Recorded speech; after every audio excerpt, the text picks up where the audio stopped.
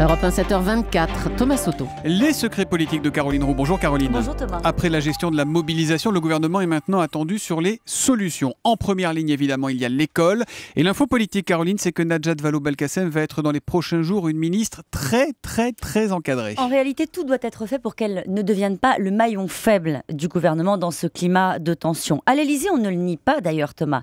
Avec cette phrase d'un conseiller, ce n'est pas une mise sous tutelle, mais oui, le président va la soutenir. D'ailleurs, jeudi, lors des vœux de François Hollande à l'éducation, il va lui témoigner de manière très claire son soutien. Et je peux vous dire que ses équipes sont déjà en train de monter un déplacement présidentiel aux côtés de Najat Vallaud-Belkacem dans un établissement de la région parisienne. La ministre est dans le viseur de l'opposition. En séance, elle est une cible, raconte un député PS qui s'inquiète. Elle est très jeune, elle va être très exposée. C'est Manuel Valls qui va devenir ministre de l'Éducation nationale. Le Premier ministre a pris les devants devant ses visiteurs. Je peux vous le raconter, il cite dès qu'il le peut sa ministre, la valorise, l'associe aux prises de décision.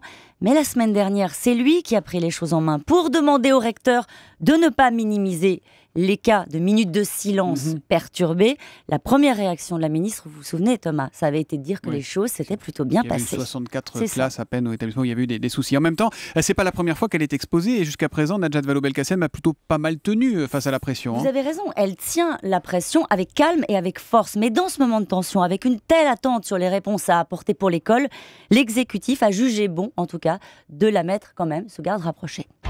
La question politique du jour, Caroline, elle concerne la future loi Macron, examinée en commission à l'Assemblée en ce moment. Est-ce que les circonstances que l'on connaît ont eu pour conséquence de faire taire les frondeurs ? Alors, un chef de file des frondeurs, de manière d'ailleurs assez responsable, m'explique, je cite, « Au moment où le gouvernement est engagé dans une lutte pour la sécurité nationale, nous n'allons pas le gêner. » Voilà, tout est dit Thomas, le débat demeure. Certains espèrent encore qu'il peut avoir lieu dans l'hémicycle, mais l'idée de mettre la majorité en difficulté sur ce texte leur est visiblement passée. Il donne d'ailleurs rendez-vous quand même à Manuel Valls, mais au prochain congrès du PS. Voilà, le prochain congrès du PS, ça sera tout début juin et ça se passera à Poitiers.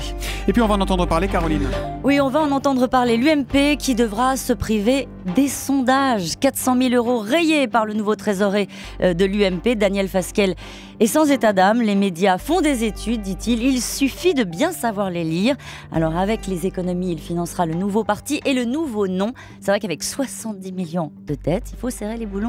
Évidemment, les secrets politiques de Caroline Roux tous les matins à 7h25 sur Europe 1. À demain, Caroline. À demain.